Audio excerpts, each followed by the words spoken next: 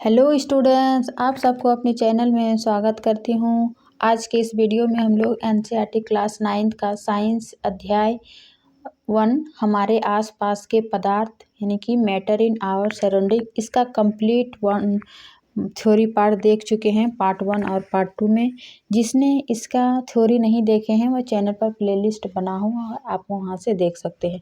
आज के हम इस वीडियो में इसका अभ्यास का प्रश्न उत्तर हल करेंगे और इसके पहले वाला वीडियो में भी यानी कि पार्ट 1 वाला वीडियो में भी इसका जो है अध्याय के बीच बीच का जितना भी प्रश्न उत्तर है उन सभी प्रश्नों को हमने कंप्लीट हल किए हैं।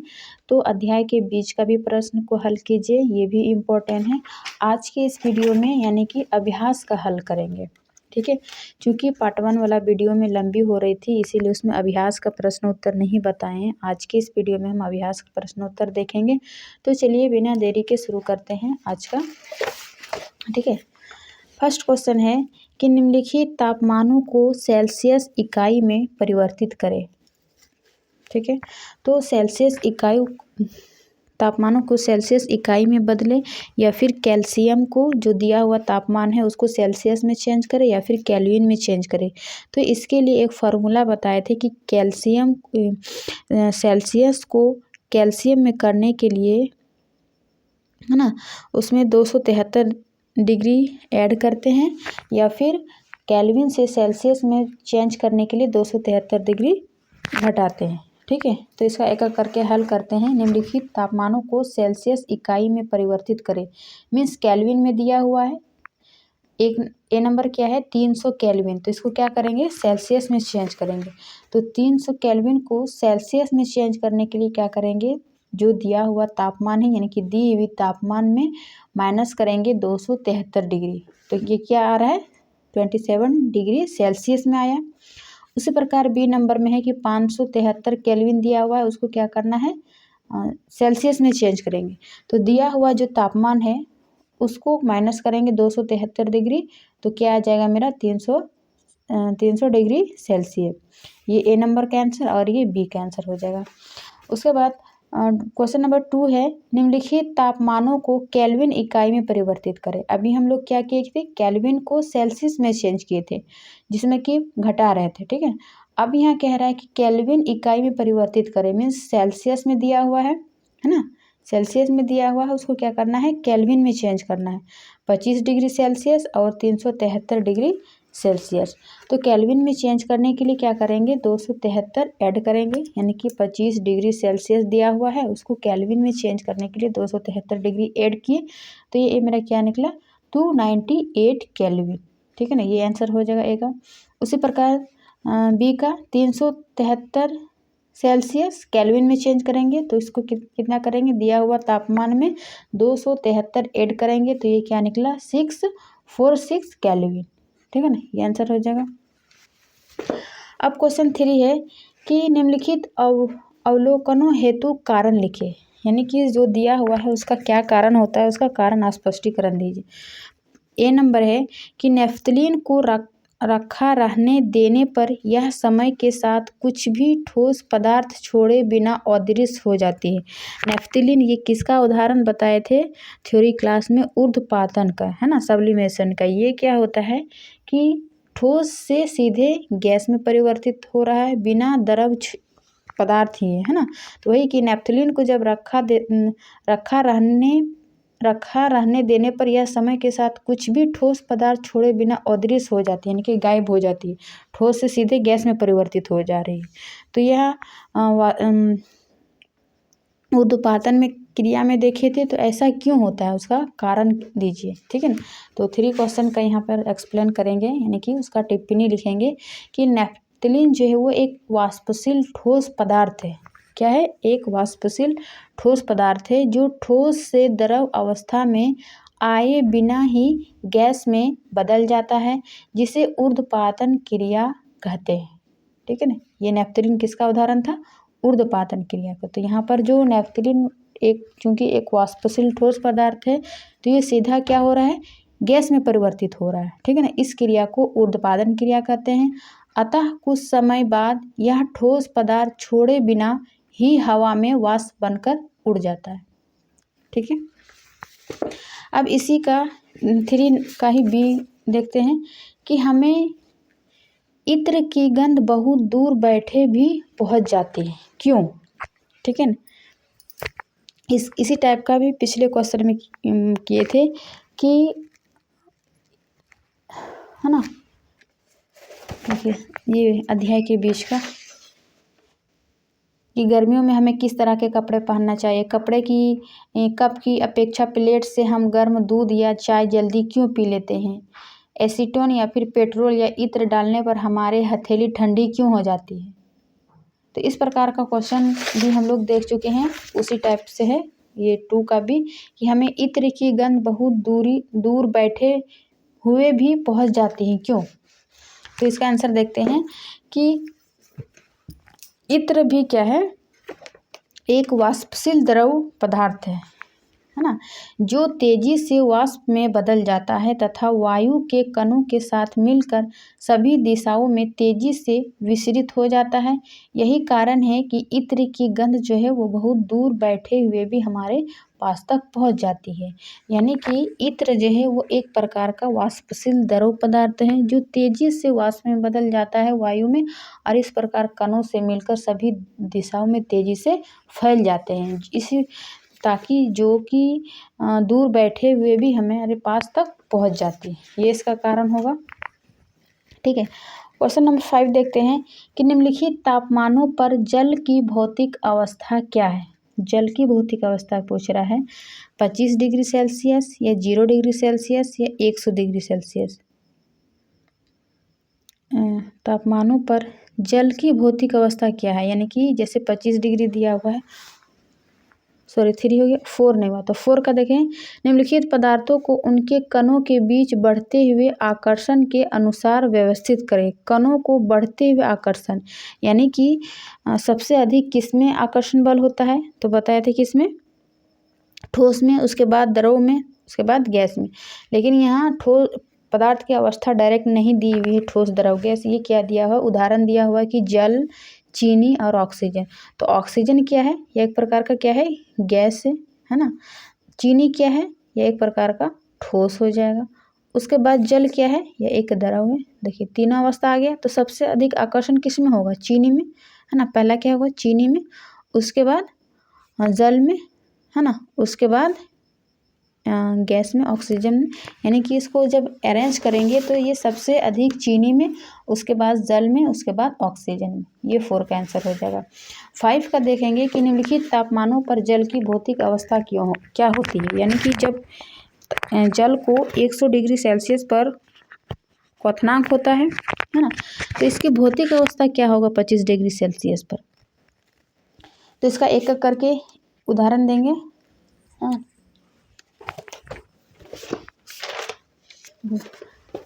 25 डिग्री सेल्सियस पर जल जो है वो द्रव अवस्था में होता है। क्या होगा, द्रव अवस्था में होगा, ये इसका कारण होगा 25 डिग्री सेल्सियस पर। जबकि 0 डिग्री सेल्सियस पर, 0 डिग्री सेल्सियस पर जल जो है वो ठोस यानी कि बर्फ अवस्था तथा द्रवीय अवस्था दोनों में हो सकता है।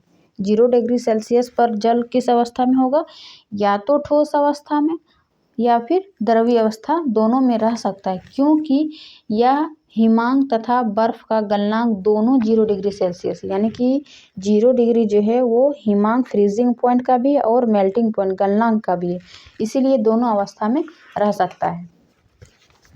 जबकि इसका सी नंबर है 100 डिग्री सेल्सियस पर भौतिक अवस्था क्या होगी, तो 100 डिग्री सेल्सियस पर क्या होगी, द्रवीय तथा गैसीय दोनों अवस्था होगा, क्योंकि 100 डिग्री सेल्सियस पर जल उबल कर भाप में बदलने लगता है। यानी कि 100 डिग्री पर जल उबलने लगता है, उसका क्वथनांक सेल्सियस होगा 100 डिग्री। ठीक है, नेक्स्ट क्वेश्चन होगा 6, पुष्टि हेतु कारण दे। क्या कारण है, ए नंबर, जल कमरे के ताप पर द्रव है। जल कमरे के ताप पर द्रव है, इसका कारण दे है, पुष्टि करना है। तो देखते हैं 6 का ए कि जल कमरे के ताप पर द्रव है क्योंकि इस हिमांक 0 डिग्री सेल्सियस तथा क्वथनांक 100 डिग्री सेल्सियस है। यानी कि जल का जो है कमरे के ताप पर हिमांक कितना होगा, 0 डिग्री सेल्सियस, और क्वथनांक कितना होगा इसका 100 डिग्री सेल्सियस।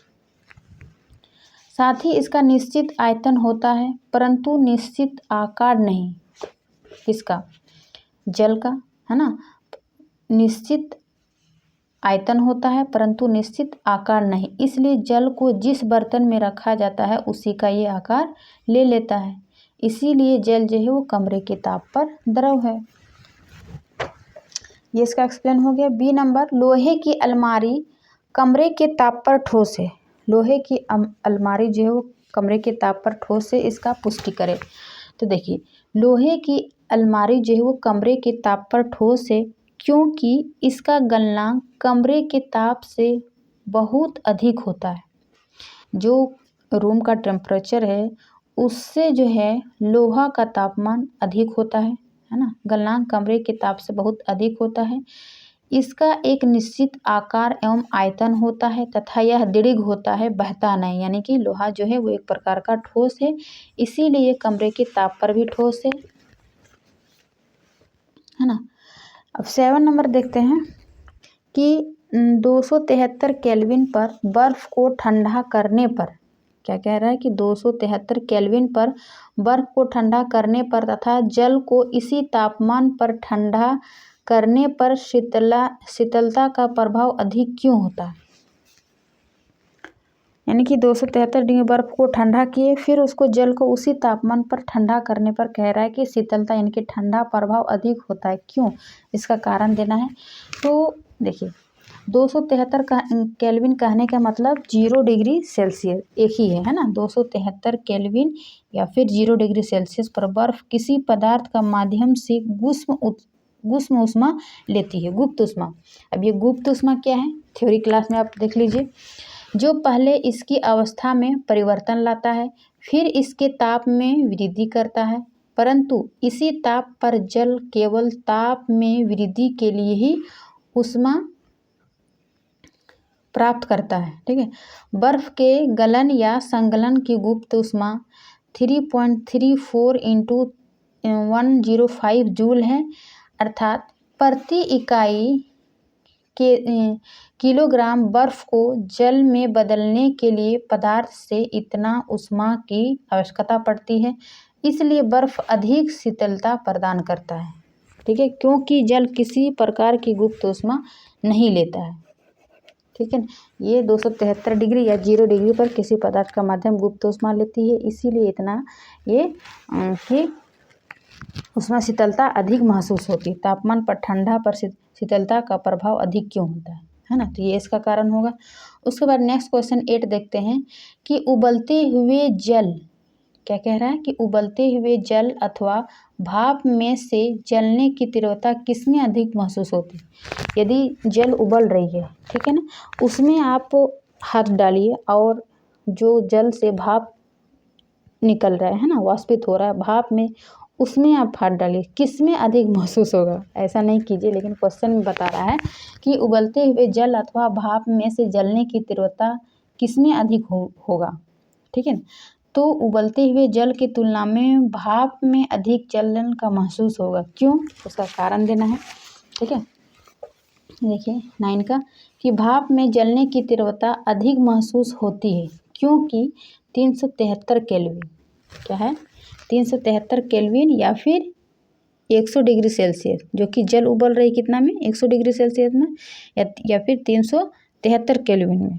तापमान पर भाप अर्थात वाष्प के कणों में उसी तापमान पर पानी के कणों की अपेक्षा अधिक ऊर्जा होती है, क्योंकि भाप के कणों ने वाष्पीकरण की गुप्त ऊष्मा के रूप में अतिरिक्त ऊष्मा अवशोषित कर ली है। देखिए, जल जो है वो उसका तापमान 100 डिग्री सेल्सियस है, 373 केल्विन है, लेकिन वाष्प जो बन रही है, जितनी हम ऊष्मा दे रहे हैं तो वो वाष्प के रूप में परिवर्तित हो रहा है। तो 100 डिग्री से अधिक ऊष्मा जो वाष्प में है तो वो क्या है, उसमें गुप्त ऊष्मा के रूप में है, छिपा हुआ है। इसीलिए गुप्त ऊष्मा के कारण ही उसमें जो है वो अधिक जलन महसूस होती है, अधिक तीव्रता महसूस होती है। ठीक है ना, यानी कि उसमें सबसे अधिक जलन होगी। ऊष्मा के रूप में अतिरिक्त ऊष्मा अवशोषित कर लेती है कौन? वाष्प। इसीलिए वाष्प से जल की तुलना में अधिक जलन महसूस होगी। ठीक है ना, ये इसका आंसर होगा। अब 9 क्वेश्चन देखते हैं निम्नलिखित चित्र के लिए ए बी सी डी ई तथा एफ की अवस्था परिवर्तन को नामांकित करें। मीन्स चित्र में दिया हुआ है क्या तीनों अवस्था का, उसको A B C D E F में क्या नाम होगा। जैसे ए में क्या हुआ है, ठोस से द्रव बन रहा है, तो इसको ए क्या होगा, है ना। ठोस से द्रव, फिर द्रव से गैस, गैस से द्रव, या फिर द्रव से ठोस। तो इसका देखते हैं आइए, ये इम्पोर्टेंट है ना। आप इसको वेरी वेरी इम्पोर्टेंट कर लीजिएगा, इस चैप्टर का सबसे बेस्ट, है ना, इम्पोर्टेंट है, क्योंकि इससे जो तीनों पदार्थ की तीनों अवस्था है इसमें सब कवर हो जाएगा कि जब ठोस से द्रव अवस्था में जा रही है तो क्या होगा, संगलन होगा, है ना। फिर वही द्रव से ठोस में आ जाएगा तो क्या होगा, सॉलिडिफिकेशन यानी कि जमाना। ठोस से द्रव संकलन, द्रव से ठोस जमाना। फिर वही द्रव से गैस बनना, वाष्पीकरण, जो कि 100 डिग्री सेल्सियस पर द्रव को उबाल रहे थे तो वो क्या होगा, वाष्पीकरण। ठीक है, वही गैस से द्रव में बनेगा तो क्या होगा, संघनन। ये नाम याद रखिएगा, बहुत ही इम्पोर्टेंट है। देखिए संगलन और ये संघनन कंफ्यूज नहीं कीजिएगा, ठीक है। उसके बाद ठोस से सीधे गैस में परिवर्तित हो रहा है। देखिए एरो देखिए यहाँ से बताया ना, ठोस से सीधे गैस में परिवर्तित हो रहा है तो ये क्या होगा, ऊर्ध्वपातन यानी कि सब्लिमेशन। फिर उसी प्रकार गैस से सीधे ठोस में चेंज हो रहा है तो ये दोनों ठोस से गैस या फिर गैस से ठोस, ये क्या होगा, ऊर्ध्वपातन होगा। ठीक है, वही गैस से द्रव बनना, वाष्पीकरण। जैसे तो यहाँ ए नंबर में क्या हो जाएगा, संगलन, जो कि यहाँ देखिए है ना, संगलन। बी नंबर में क्या हो जाएगा, वाष्पीकरण। सी में क्या हो जाएगा, संघनन। और डी में क्या हो जाएगा, जमाना। ई में क्या हो जाएगा, ऊर्ध्वपातन। एफ में क्या हो जाएगा, ऊर्ध्वपातन। ठीक है, इस प्रकार से ये एरो देके हम यहीं पे नाम लिखे ताकि आपको समझ में आसानी से आए। ठीक है, तो इस प्रकार इस चैप्टर का जो है कंप्लीट अभ्यास का प्रश्न 9 क्वेश्चन था न्यू एनसीईआरटी के अकॉर्डिंग। तो उसके बाद इसका जो इसके पहले वाले पार्ट 1 में अध्याय के बीच बीच का जो प्रश्न उत्तर है उसको भी आप बना लीजिए। ठीक है, तो आशा करती हूँ कि ये वीडियो और जानकारी अच्छी लगी होगी। अच्छी लगी तो अपने दोस्तों के साथ शेयर कीजिए और चैनल पर जो नए हैं चैनल को सब्सक्राइब करिए ताकि जब भी मैं आप नेक्स्ट वीडियो चैप्टर का वीडियो बनाऊँ आप तक नोटिफिकेशन सबसे पहले पहुँचे। नेक्स्ट चैप्टर में पढ़ाऊँगी क्या हमारे आसपास के पदार्थ शुद्ध है। अध्याय 2 क्या है कि क्या हमारे आसपास के पदार्थ शुद्ध है। तो सबसे पहले हमारे आसपास के पदार्थ को पढ़िए, तब उससे पढ़ेंगे कि क्या जो हमारे आसपास के पदार्थ देखिए वो क्या शुद्ध है वैज्ञानिक तरीके से या फिर सामान्यतः। ठीक है ना, तो इन सभी चीज़ों को नेक्स्ट वीडियो में पढ़ेंगे। तब तक के लिए मिलते हैं इसके नेक्स्ट पार्ट में यानी कि अध्याय 2 में एक न्यू चैप्टर के साथ और न्यू एनर्जी के साथ। तब तक के लिए थैंक यू।